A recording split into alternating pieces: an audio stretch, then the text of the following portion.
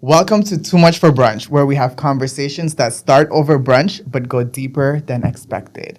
And as you can see, we have our first guest here, Miranda Mathew. Yes. Period. I love the outfits. Thank you. Thank you, Rahul. So- Thank you for having me. Of course. So who are you? Who am I? That's the question. Well, my name is Miranda Mathew, of Miranda Mathew Beauty. Okay. Most people know me from England. Okay. Did I say my age? No, we're not No. going there. I'm an entrepreneur on the island of Saint-Martin. Okay. And been doing this for, I think it's about over 15 years now. Over Yes. 15 years. I'm an entrepreneur for 15 years. An entrepreneur for 15 years. You do you're a beauty guru. Yes. You have a daughter. You're a mom. Yes. Many Wow, hats. you have many hats indeed. Yes. So before we start, we're having brunch, of course. So Yes. here's your mimosa. Oh, Let's cheers. Thank to that. you. This is Bad. cheers to too much for brunch. Period. Yes.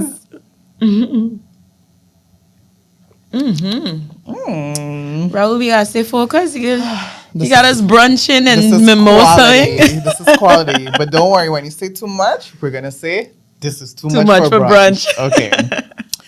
So you've been doing this for 15 years. Did you Yes. study abroad? How did your journey start? I studied abroad. So Okay. my old stomping ground, which was your stomping ground as well, was Holland. Okay. I moved to Holland in 2002. Okay. So we revealing age now. They don't know math. They Who don't know really does math. math anymore? The math ain't mathin'. So in 2002, so I moved to Holland, stayed in Holland for 9 years. Okay. 9 years. I don't know how I did that, but so I studied international business in Den Haag. Then I studied a master's in real estate. I know. Okay, that's interesting. New things coming out. Real estate in Deventer, which also had like a study abroad program in the at the University of Greenwich in the UK. Okay. So I was in the UK, graduated I did in the not know UK. this. Yes, I'm a whole. What is it? international. Dr. Anders. Okay. A lot of people don't know that. And then I went back to Amsterdam and I studied beauty. I did 1 year of fashion makeup Okay. at the B Academy in Amsterdam. Okay. And that was 9 years. And then I came straight back home. Period. I think when people see you, they see, obviously beauty, they see England, like you always look good, you're beat to the gods. Thank you. So the fact that you studied business, that's very interesting because I think a lot of people study a skill that they want to be good at, but don't really have the knowledge of the business and how to run a business. And stuff like that. Exactly. It's really good to what I'm happy about is that every study that I did, I'm doing it now. Wow. And everything but what I think what the key is just do what you like to do. Then it doesn't seem like work. When you force to study something like, I'm going to study to be a doctor and you have no passion for it, it will not work. It's not going to work. It's not going to work. So, That's interesting. yeah. When people see me, I'm very out there on social media with content creation and stuff like that. A lot of people actually don't know that I have my master's in media studies. Yeah. New thing. I Like, didn't know that. what? They also, they see what I'm putting out there. So they also often don't know that I manage different social media accounts for different Yes, clients. One of yes. them being England. England, yes. So I think, knowing that how important education is. Yes. Like, It's really important. Like sometimes for example, when I had to do my first business plan and prepare for when I submitted my my business plan to the bank when I started England, everything that I studied in Holland came back to me.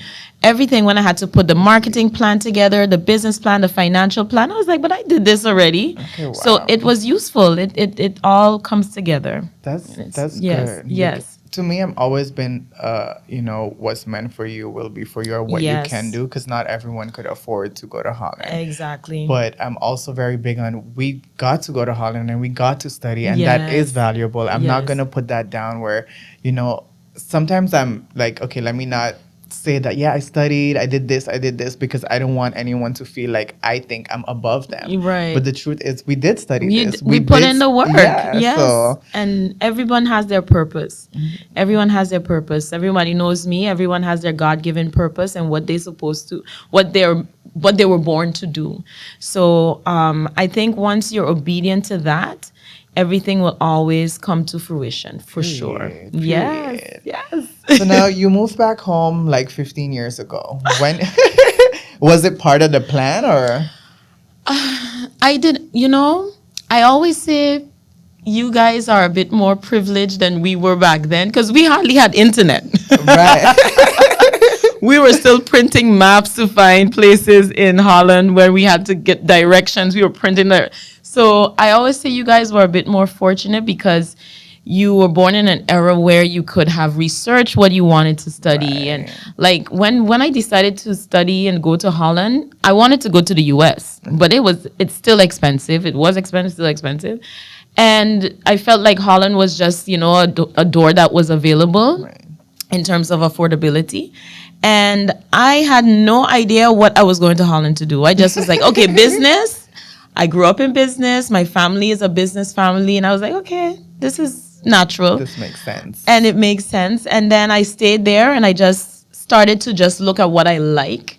And all of a sudden, 9 years passed and I was like, I'm ready to go home. Yeah? I just never felt like Holland was my home. I was always drawn back to Saint-Martin and to do something for, my island and build at home. Never felt to stay there. Wow. No. For me, that's a bit different because, I always felt I would visit home like at least twice a year or try to come twice a year when I studied there. But for me, it's like I never thought about moving back. I did think I want to build. Really? Yeah. I didn't know if it was Holland, but I knew it wasn't home back home. I wanted to have something here, like build something here, but not live here. But the way things turned out, and I don't regret it. I'm like, everything is working out. But what did you imagine moving back home would be like, and what is it actually like right now? Even that, I think I was really just led. Like, I think I was like, you just giving me the directions because all I knew is I didn't belong in Holland. Wow. And the thing is, when I decided to leave, I didn't live a life of the typical Saint-Martin person back then. Okay. I think maybe it was different for you guys. Like, this struggle life. You can't do this, you can't do that. I got my license in Holland. I learned to drive in Holland. I had multiple jobs. I worked at Schiphol, the airport. I had a high-rise apartment. I had a really nice life in Holland. Okay. And even still, that didn't make me stay. I just knew that when I wanted to move back, the only thing, I didn't know what I was going to do, but I just knew that it had to be something in business. Wow. Now, first, I thought it was going to be real estate. I thought I was going to be this big real estate tycoon, etc. Long story short, I got I started in real estate as a stagiaire at a company, Coldwell Banker. Hardly making money. I don't even know how I was surviving. Wow. Making like $500 a month or something crazy. Yeah, wow. $500 a month. A stagiaire salary. And then all of a sudden, this is how it happened in Saint-Martin. I saw someone who I knew, a girl, and she said, she got an interview at Mac, the Mac store. And now this is me who's coming from Holland, who just did a fashion makeup course. And I'm like, and this is my passion. And I'm like, Mac in Saint-Martin? Never. She said, yeah, she just applied. I said, listen, in my mind, I was like, I didn't care if I swept the floor at Mac. You will be at Mac. I will be at Mac. Don't want to draw it out too long, but basically I got an interview, and when I interviewed, it went really, really well. I was just excited to be in the interview, and they called me back and was like, we don't want you to just be a part-time makeup artist or anything. We want you to be the manager. Wow. The manager. Wow. And I was like, manager who? I never managed. Wow. And that's how everything turned out for me. I didn't have a plan. Wow. I just flowed with what I like to do and what my passion was. So my thought process was, even if I just wanted to be in the room. This is it. Like, there's two things to that. First, I think a lot of people think that there's not opportunities in the Caribbean or nothing can come from it. While that was true earlier, I feel like we create those opportunities. Exactly. If you stay in that limiting mindset. Imagine me, like, moving back home, having these degrees. I was in ballroom. I was doing the most. Yes. And I'm still good here, you know? Yes. And then also, with how you said, even if you swept the floor, you'll be at MAC. To me, it's what I observe. A lot of people want things handed to them. Exactly. Me sweeping the floors at MAC, that could never, like, but the jobs I've had in Holland, I was a barista. I've done, but now me as someone who loves coffee, I know my coffees. Yes, you know, like, I feel exactly. like everything is an addition onto to your journey, to your path, to your your growth. Like, you just need to be, like I said, in the room and just take advantage of everything as a learning opportunity, you know? Yeah. And you never know what door will open. You never know what door, and that's what happened. That's what happened. And that's what happened with you. You took the leap of faith, you trusted, and you moved back home, and then you look where we are. But also make sure you guys like this video so that we could keep doing more. Too much for brunch. Yeah, too much for brunch. So you were open to sweeping the floors at MAC, ended up being the manager, and now you have your own, you have Inglot here, and you are your own brand. Yes. But what does it mean to have a brand on an island in the Caribbean? Whew, that's a loaded question. Is it too much for brunch? It's probably too much for brunch. We need 2 brunches. Wow. What does it feel like? Well, I don't know many persons who are really like a local entrepreneur who has a franchise in beauty. Okay. I've been looking, across the different islands. Maybe there are, we just don't know. But also whose first passion is makeup, because I am a makeup artist first. Right. And it's not easy. It is not easy. I go away all the time. I look at other islands and other areas that have a bigger population where they probably can do multiple sales and, just get the brand out there just because it's the brand. Right. But here on Saint-Martin is a bit tougher because we got a tough crowd on Saint-Martin. We do. First of all, we're just a little speck. So our population is not that huge. What I had to do was kind of build a community. I had to build a community around the brand. Okay. A lot of people, when they see, for example, they see Inglot, they don't even know what that means. Some people think it's me. Like, I came up with the name. I was like, I wouldn't have been here if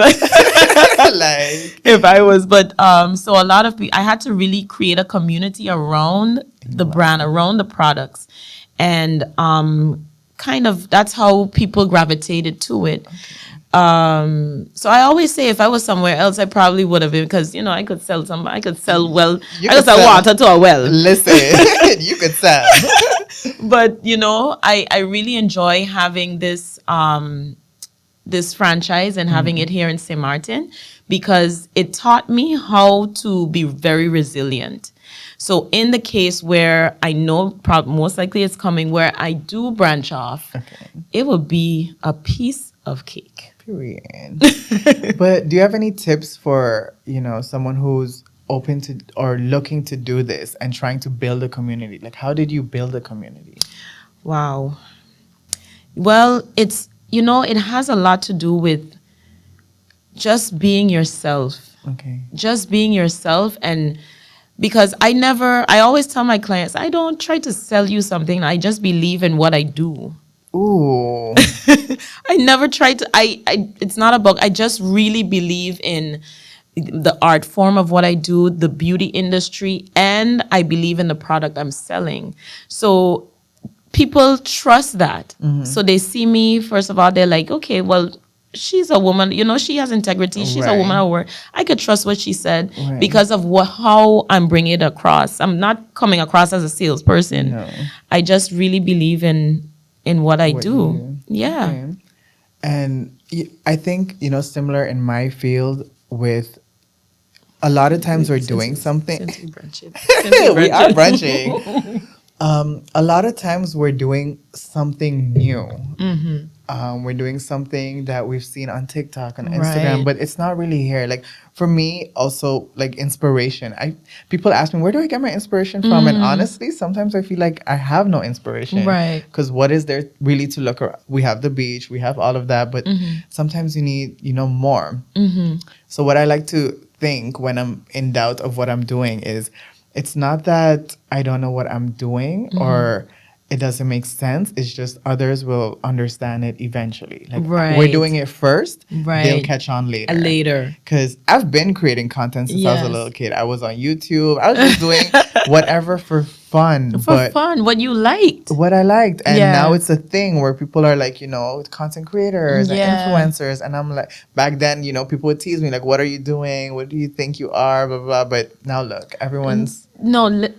When you watch your videos, you can really see that you're just sharing yourself with people.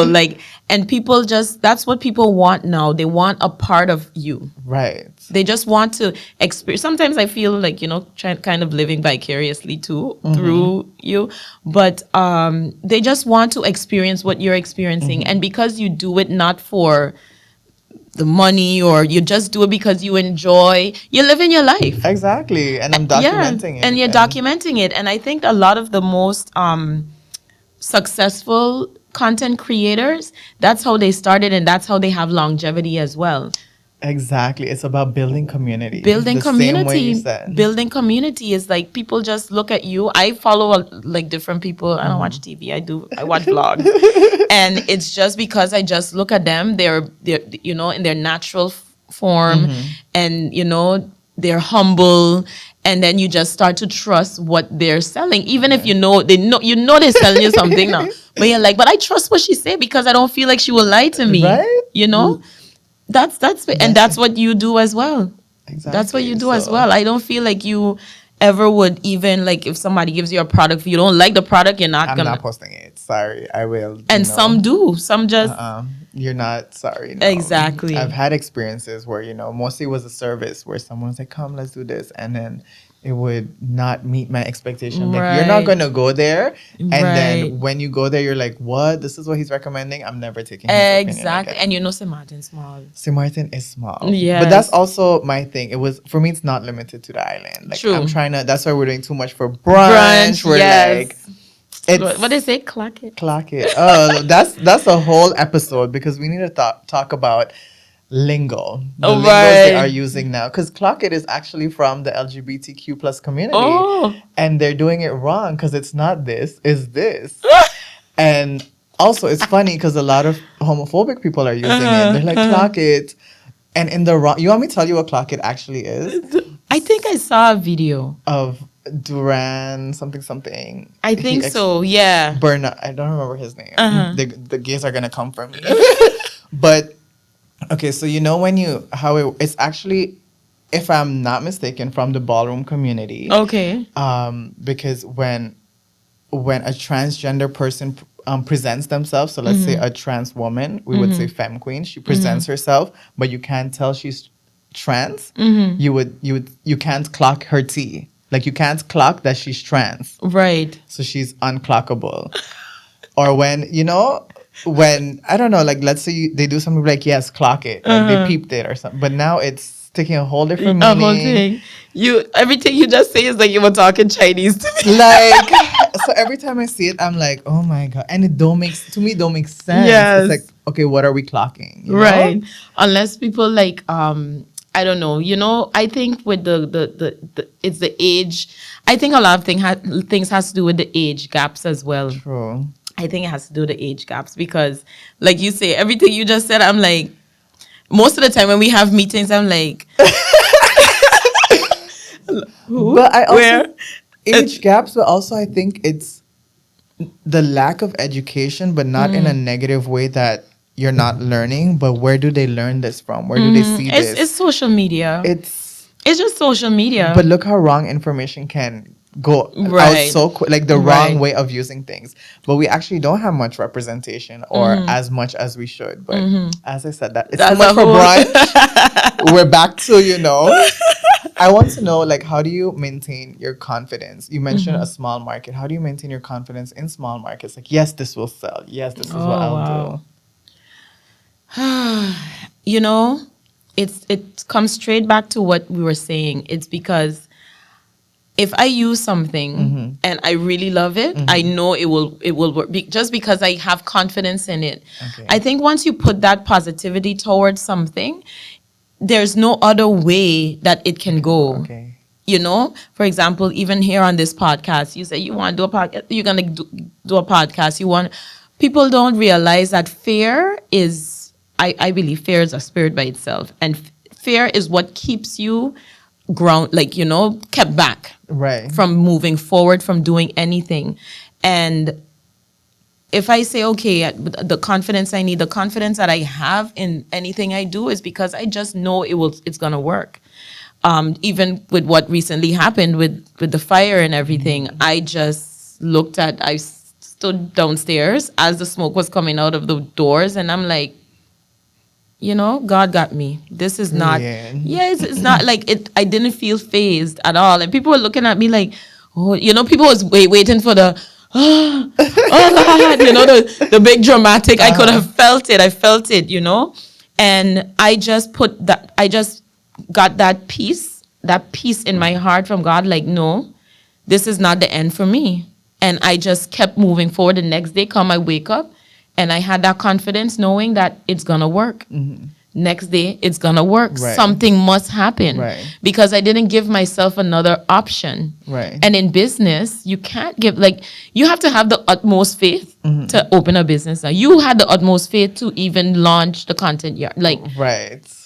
Because there's no other, it has to work. It had to, for me, so people probably know this, maybe some don't, but I was actually at an agency my first year here. Okay, and yes. For me, it was like, this is some realty. For me, it was too much for brunch. When I was no longer part of the agency, it was like, what do I do now? Because work for someone, to me, I always had this thing, like, if I start my own thing, I will really be all in or it won't work. Right. But I wasn't ready. Like, I think I was maybe 24 when, I was no longer with the agency. I'm like, I'm still young. I want to live life. Yes. My plan was always to have my own thing by 30 though. So at 24 or however old I was like, what do I do now? I actually had, this is the tea. I had one job interview. I actually reached out to this company and I went to the interview. First of all, I was dressing up for the interview at home. I was like wearing very formal clothes. I was like, this is not even me. Like, can I just dress up like this and go, But obviously, and it was a marketing position, but still. Even the nose piercing at a lot of jobs is a lot. And to me, I forget I have a piercing till they tell me. Oh, okay. Yeah. This is so funny. I've never been to a job interview. The only one interview I've ever been to in Saint-Martin was at Mac. Wow.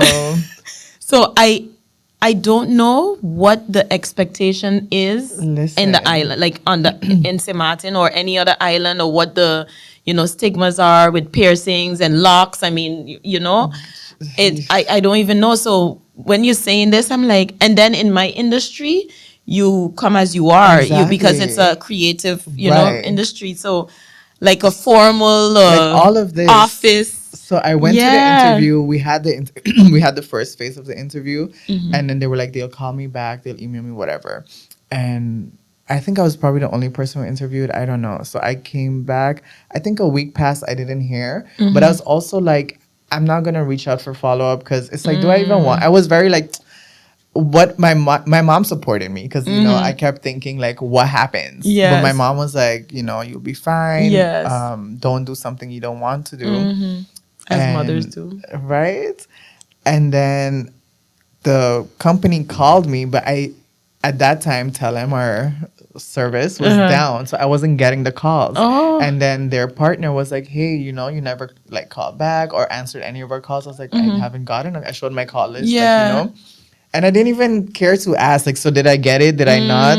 I was just like, whatever. And then that's what like I had to start my own because yeah. I knew I cannot work for someone else. And even you though felt it then. like I cannot Yes. dress up like this every day. Yeah. I can't.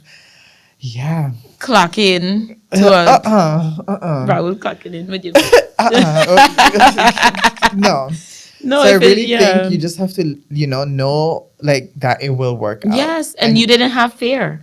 No. You didn't have fear. That's why the door opened. That if people only know it feels like it's not simple, but it's really simple. It's just a decision. Right. You made a decision in that moment. I don't feel this as I feel like me.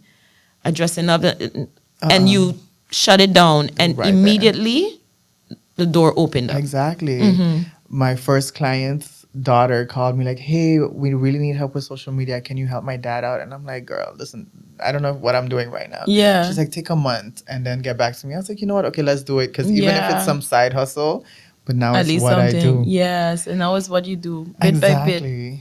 So speaking of this, what would you tell someone thinking about moving back home?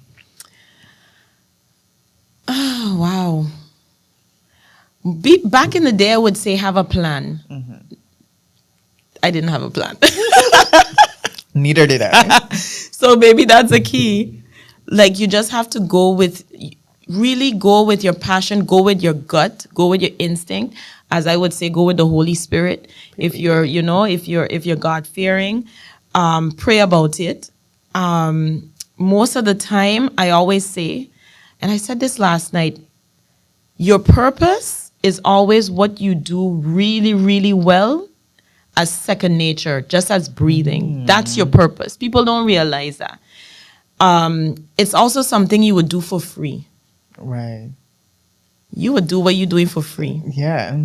But you just get paid for it. Yeah. I would do what I do for free, but you just get paid. So that's what everybody, whenever you're trying to figure out what your God-given purpose is, that's what it is. That makes so much sense because if you tell me to go, like, do this makeup thing, I would be like, girl, how much are you paying me? Yes, exactly. But if you're like, here, could you pull up and help me? I'm like, okay, here's the idea. Yes, exactly. So, and that's how I feel when we have meetings, because that you do it naturally. Yes. You see? So, and that's if you're thinking of moving back, don't think, I know it's hard to say, I just saying it, but don't really think about the money. Think about the thing that you do well and then just pursue that without fear. Work. That's it. Now we're at brunch. Before we pay the bill, what's the tea? Of course, I have to ask you one last question. What's one opinion that you have that would start an argument at brunch? It could be about anything. One opinion that you have that you think would start an argument at brunch. Wow. Just washing your face with water. You need a routine. You need a routine. At least a face wash. And I think Inglot Lab just redefined their whole skincare line. Is that available on the island or what's the tea? The tea is Inglot Lab just launched. They rebranded, reformulated the skincare line, and it's so good. We just did like a little yes. I'm using some of the products. Listen, and you are glowing. Period. No, it's so good. Like when the feedback has been amazing. Yeah. And we also, like I said, we really are focused on our community and clients. And we called clients and asked them how it's going, and they are loving it. Period. So if you want your skincare or revamping your skincare, come and see me at Inglot. Period. Well, thank you so much. It's been fun getting to know. It's been fun. Too much for brunch. Rahul, you are amazing. This is your thing. I look forward to many more episodes. So they better like this video. Yes. Thank you so much for having me. And continue doing what you're doing. Thank you. And thank you for always being down for the ride. Yes. We're doing amazing. Yes. Amazing. Period. This was good. We did so good. Should I do this? Yes. And that was Too Much for Brunch.